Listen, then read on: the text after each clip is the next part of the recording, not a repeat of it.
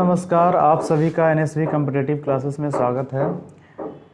आज की ताज़ा खबर सीरीज के साथ एक बार फिर आप लोगों के बीच आज हम लोग बात करेंगे 10 महत्वपूर्ण करंट अफेयर्स का और बीते दिनों जो भी वर्ल्ड कप 2023 समाप्त हुआ तो वर्ल्ड कप से रिलेटेड जो भी क्वेश्चंस हैं उनके बारे में चर्चा करेंगे। तो चलिए शुरुआत करते हैं पहले क्वेश्चन से। तो सबसे पहला है कि किसने 72वें मिस यूनिवर्स 2023 का खिताब जीता। मिस यूनिवर्स का खिताब 70 नंबर के जो थे हरनाज संधू जीते थे, और 72 नंबर का अगर बात किया जाए तो सेनिस पलासियो, यह अमेरिकी देश के निकारागुआ की है।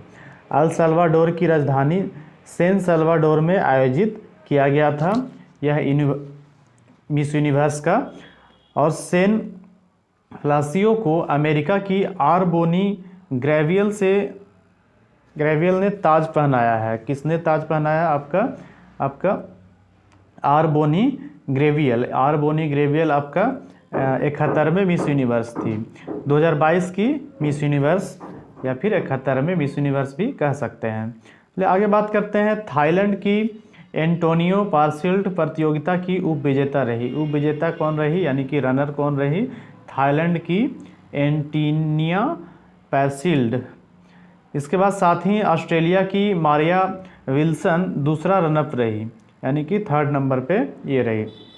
भारत की ओर से श्वेता शारदा ने प्रतियोगिता में भारत का प्रतिनिधित्व किया था। तो यह भी याद रखिए कि मिस यूनिवर्स 2023 के लिए किसने भारत का प्रतिनिधित्व किया था? तो श्वेता शारदा। मिस यूनिवर्स भारतीय कौन कौन रही? सबसे पहला बात करते हैं मिस यूनिवर्स तो 1994 में बनी थी सुष्मिता सेन। इनका अभी एक वेब सीरीज भी आ रहा है जिसका नाम है आर्या। लारा दत्ता 2000 में बनी थी। हरनाज संधू 2021 में। मिस यूनिवर्स क्या है? तो यह एक वार्षिक सौंदर्य प्रतियोगिता है और इसका आयोजन करता संयुक्त राष्ट्र के अमेरिका और थाईलैंड स्थित मिस यूनिवर्स संगठन के द्वारा किया जाता है।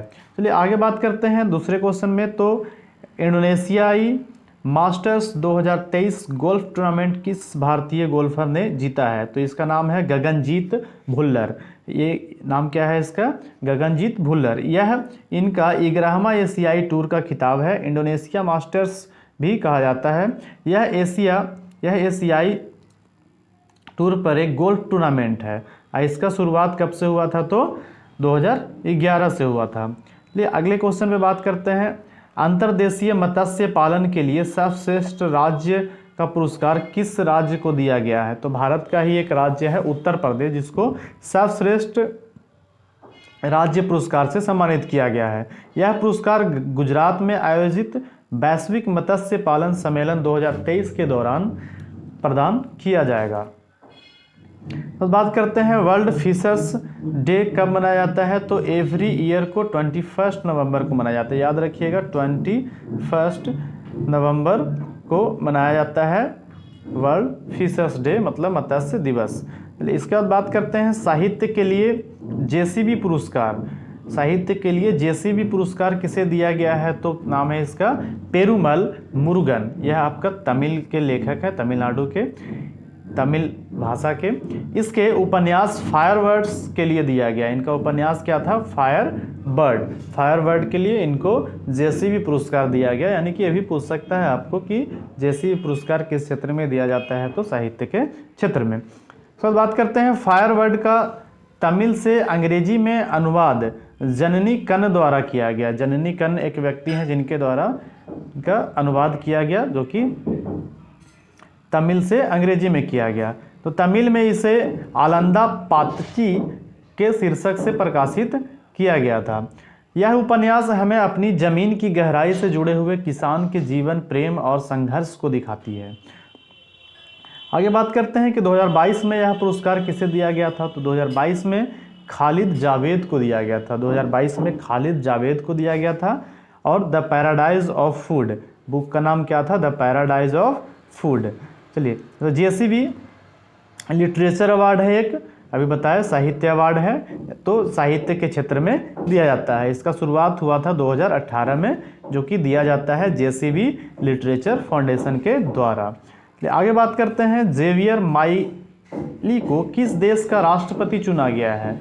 तो याद रखिएगा, अर्जेंटीना का राष्ट्रपति कौन हो गया अब? Javier Milei.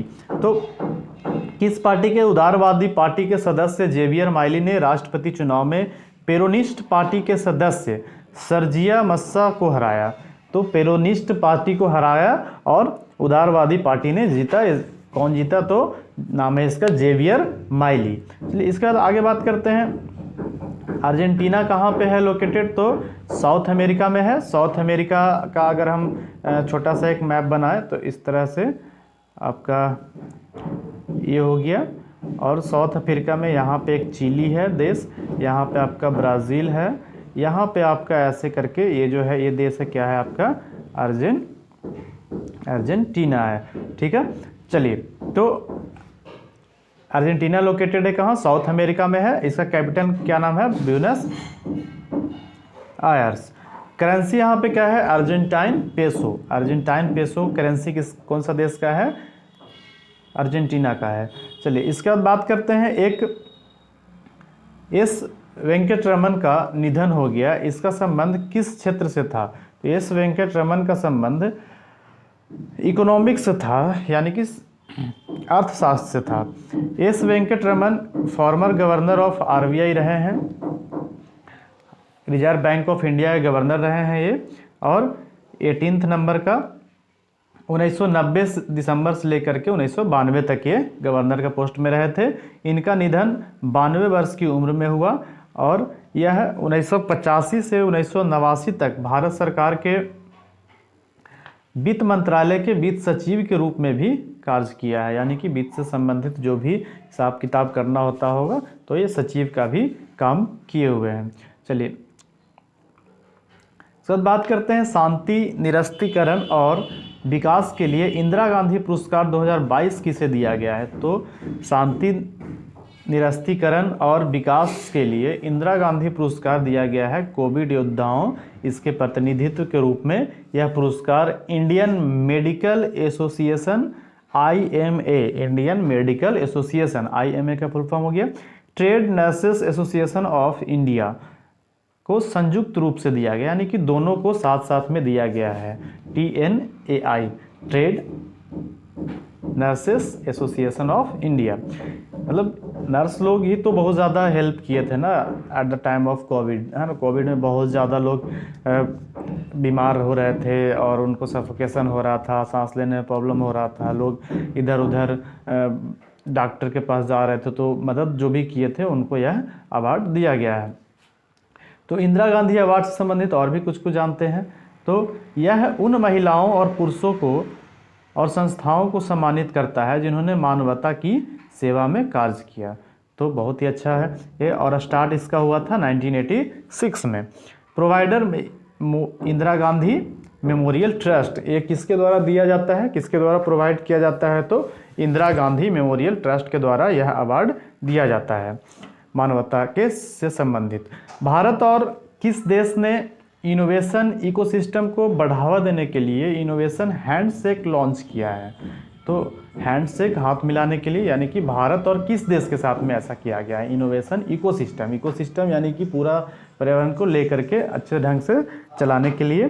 तो इनोवेशन हैंडशेक अमेरिका के साथ में यह लॉन्च किया गया है। उद्देश्य क्या है कि अमेरिकी और भारतीय स्टार्टअप कंपनी की मदद करने के उद्देश्य में यह किया गया है।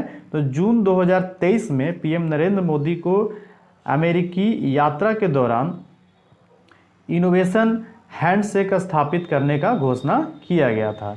आगे बात करते हैं, किस राज्य ने शैक्षणिक संस्थानों और सरकारी नौकरियों में समग्र आरक्षण को बढ़ाकर 75% कर दिया है? तो बिहार में। किस राज्य ने शैक्षणिक संस्थानों और सरकारी नौकरियों में समग्र आरक्षण को बढ़ाकर कितना कर दिया है? तो 75% कर दिया है, कि बहुत ही अच्छी बात है बिहार वासियों के लिए, जो कि बिहार में ही किया गया है। चलिए तो बिहार से संबंधित जानते हैं। बिहार के राज्यपाल हैं राजेंद्र विश्वनाथ आर्लेकर। इनके द्वारा शीतकालीन सत्र के दौरान बिहार विधानसभा और विधान परिषद द्वारा पारित बिहार आरक्षण संशोधन विधेयक को मंजूरी दे दी गई है और ऐसा निर्णय लिया गया है जिसमें 75% नौकरी में जैसे कि शैक्षणिक संस्था और सरकारी नौकरियों में मदद मिलेगी।